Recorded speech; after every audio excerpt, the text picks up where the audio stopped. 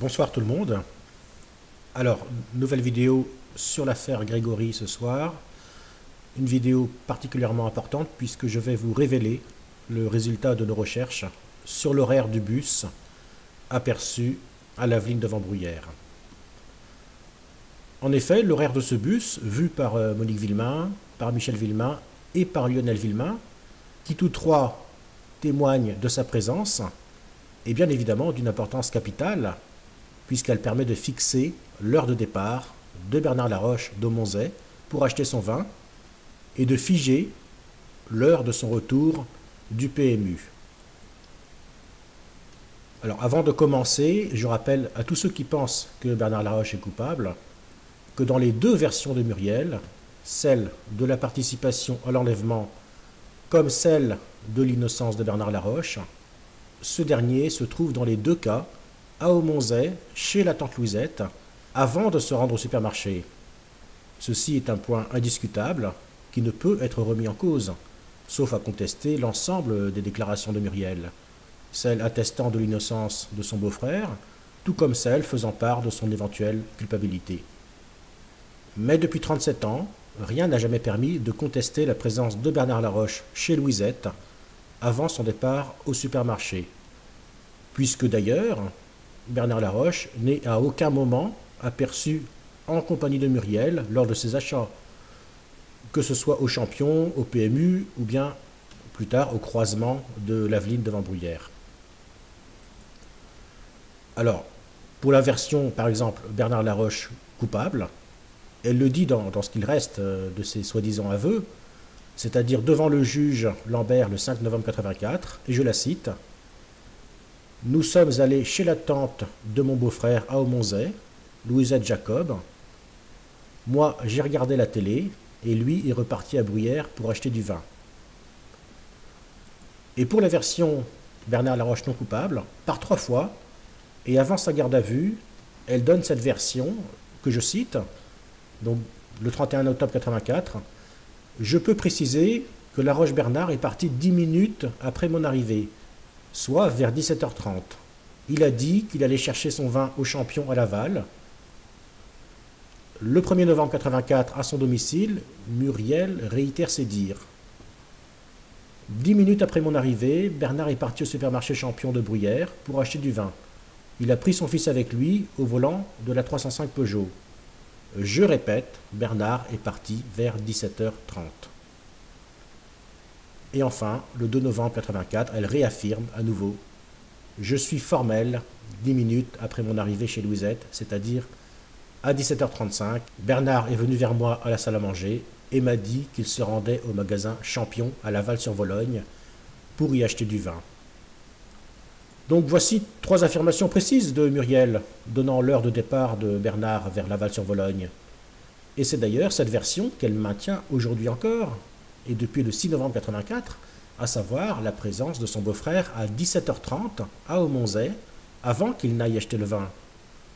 Et cette version, si elle est exacte, donne à Bernard Laroche un alibi certain, puisque pour reprendre les mots des gendarmes, Bernard Laroche n'a pas le temps matériel de se rendre à Docelles après avoir enlevé Grégory pour être à 17h30 à Aumonzey.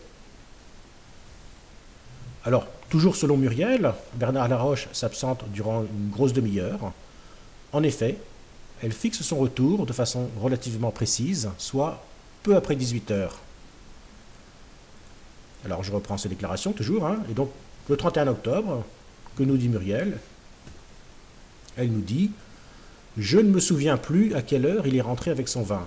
Je pense qu'il était un peu plus de 18h. En fait, il serait parti une bonne demi-heure. En tout cas, nous étions toujours chez sa tante Louisette. » Puis le 1er novembre, elle répète: « Pendant ce temps, je me suis mise à regarder la télévision jusque vers 18h ou plus, moment où Bernard est rentré. Je répète, Bernard est sorti vers 17h30 pour revenir vers 18h ou un peu après. » Et enfin, le 2 novembre, Muriel nous dit: « Il était de retour chez Louisette une demi-heure après, soit 18h05. » Et donc, pour résumer, voici en substance ce que nous raconte Muriel. Un départ de Bernard à 17h30 de chez Louisette, et son retour peu après 18 heures, soit une absence d'environ 35 minutes.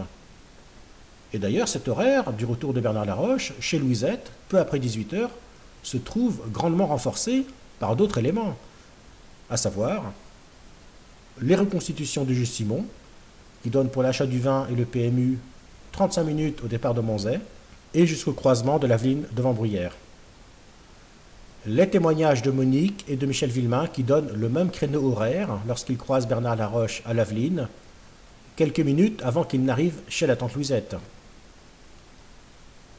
Le trajet de Jean-Marie Villemain, qui doit logiquement se retrouver à l'Aveline lui aussi vers 18h10, au moment du croisement entre les trois voitures, et donc juste après le passage de Bernard Laroche. Et enfin, et surtout, devrais-je dire, ce bus d'écoliers dont j'ai révélé l'existence dernièrement et qui, selon Monique, circulait entre 17h50 et 18h10 et qui fut aperçu juste derrière Jean-Marie Villemain lors du fameux croisement de l'Aveline devant Bruyères.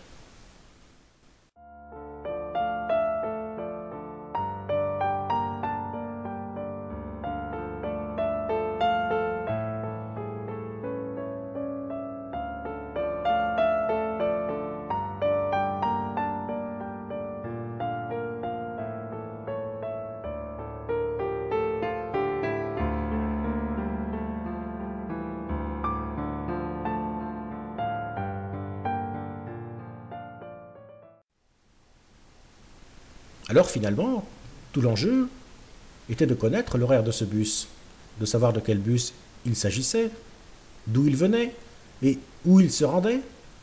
Ce bus qui apparaît comme un élément majeur et qui pourtant semble n'avoir fait l'objet d'aucune investigation en son temps, alors qu'il pouvait facilement donner l'heure du croisement de l'Aveline et donc par là même figer le parcours de Bernard Laroche sur un élément tangible, comme ce fut le cas pour Christine Villemain avec le bus de Christian Clodon. Alors avec mon équipe, nous avons tous compris l'importance de cet élément. Nous nous sommes tous mobilisés pour rechercher l'identité et l'horaire du bus. Je me suis rendu personnellement dans les Vosges pour consulter des documents, des archives, pour interroger des habitants. Mais malheureusement, ma démarche n'a pas été couronnée de succès. Il apparaissait que cette recherche, 37 ans après, était en réalité très difficile à mener, voire quasi impossible. Surtout pour des passionnés qui habitent loin de la vallée de la Vologne et qui n'ont pas les contacts qu'il faut avoir pour obtenir des renseignements à l'échelle locale. Mais nous n'avons pas abandonné. Et je tiens à remercier une personne en particulier qui m'écoute là, qui souhaite rester dans la discrétion, je la comprends, mais qui a donné de son temps, de sa personne, sans relâche, de façon obstinée, et qui nous a permis d'obtenir les bons renseignements, les bons tuyaux et les bonnes personnes à contacter. Alors pour des raisons évidentes, je ne vais pas donner les noms des personnes que nous avons contactées, et encore moins les échanges d'emails qui nous ont permis d'avancer. Je vais tout simplement, et de façon succincte, vous expliquer quelle était la situation des bus scolaires dans les années 80, les mardis, à Bruyères, et selon les infos qui nous ont été communiquées de sources sûres. Alors, concernant les bus scolaires de la piscine, après 16h30, il n'y avait plus aucun bus ramenant des élèves vers les communes avoisinantes. En effet, les derniers élèves des communes avoisinantes quittaient le bassin de la piscine à 16h15, précise, le temps de se changer, et repartaient en bus. Puis la piscine était réservée à partir de 16h30 aux élèves habitant Bruyères et ne nécessitant pas de transport par bus. Il n'y avait pas, à notre connaissance, de bus ramenant les élèves non concernés par la piscine après 17h05. Donc par exemple, après le bus de Muriel, il n'y avait pas d'autres bus scolaires qui ramenaient des élèves vers les communes avoisinantes. Et donc, pour résumer, les bus repartaient de la piscine vers 16h30 et les bus qui repartaient du collège, des écoles, c'était 17h. Donc, à première vue, ces données, je l'avoue, n'allaient pas du tout dans le sens du témoignage de Monique, qui parle pourtant bien d'un bus d'écoliers. Et si elle dit écolier, cela signifie qu'elle a forcément dû apercevoir des enfants dans le bus. Alors comment Monique a-t-elle pu apercevoir des enfants dans un bus autour de 18h, alors que selon nos informations, confirmées par plusieurs personnes, il apparaît qu'il n'y avait plus aucun bus transportant des scolaires après 17h05. Nous nous retrouvions face à un mur. Et si Monique s'était trompée? Et s'il s'agissait d'un autre bus, un bus banal, dont il serait quasiment impossible de retrouver la trace?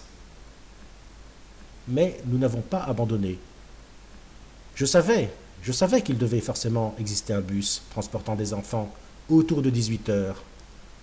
Et si je le savais, c'est parce que le chauffeur qui avait l'habitude de conduire Muriel en bus la semaine ne pouvait pas le faire le mardi, car le mardi, il transportait d'autres enfants à la piscine. Or, ces enfants, le chauffeur les prenait à 16h30 à Granges-sur-Vologne, comme il l'indique lui-même en 1984. Alors voici ses déclarations. Vers 16h30, tous les mardis soirs, je vais chercher à Granges un groupe d'enfants que j'amène à la piscine. Puis vers 17h, 17h05, je prends les enfants de l'Aveline de Vambruyères et je les reconduis chez eux. C'est alors la fin de mon service. Je rentre aussitôt chez moi. Donc, déclaration du chauffeur de bus.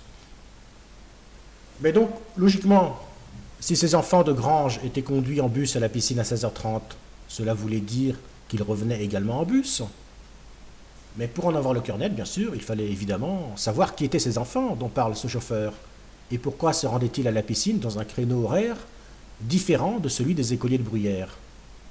Alors nous avons poursuivi nos recherches et finalement, nous avons obtenu toutes les réponses aux questions que nous nous posions.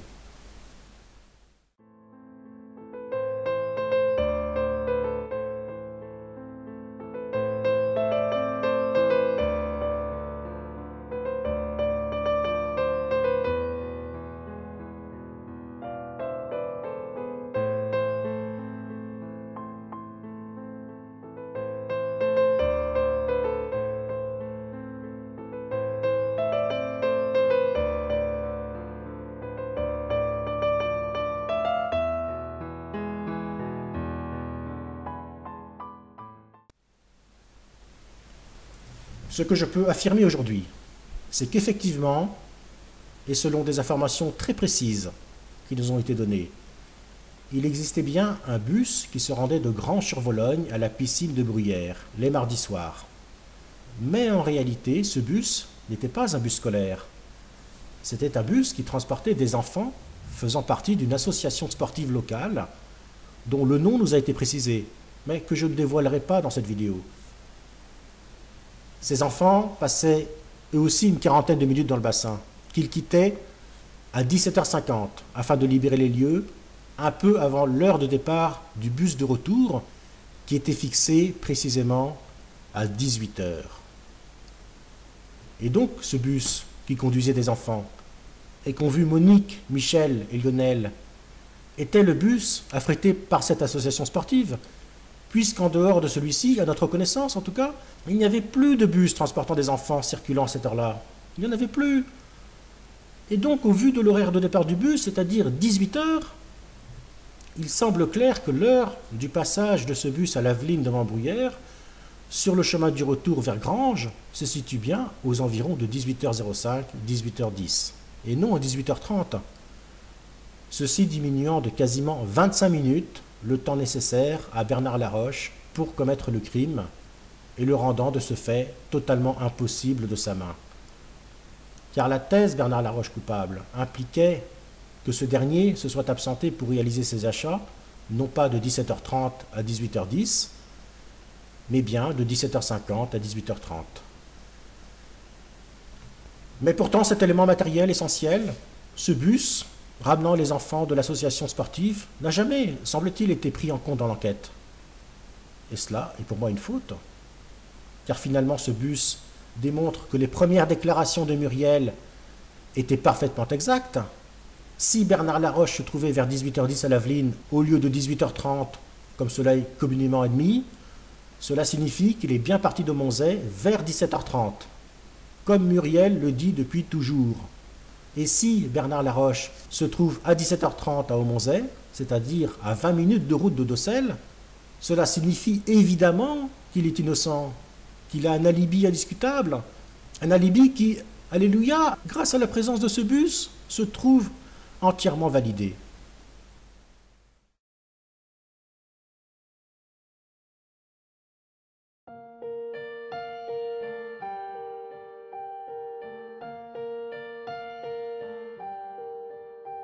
C'est une idylle un peu amère quand le soleil brille de travers.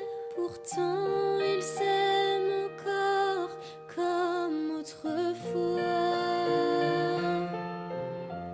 Elle revoit dans ses yeux à lui l'éclat brillant d'un amour qui ne s'est jamais éteint.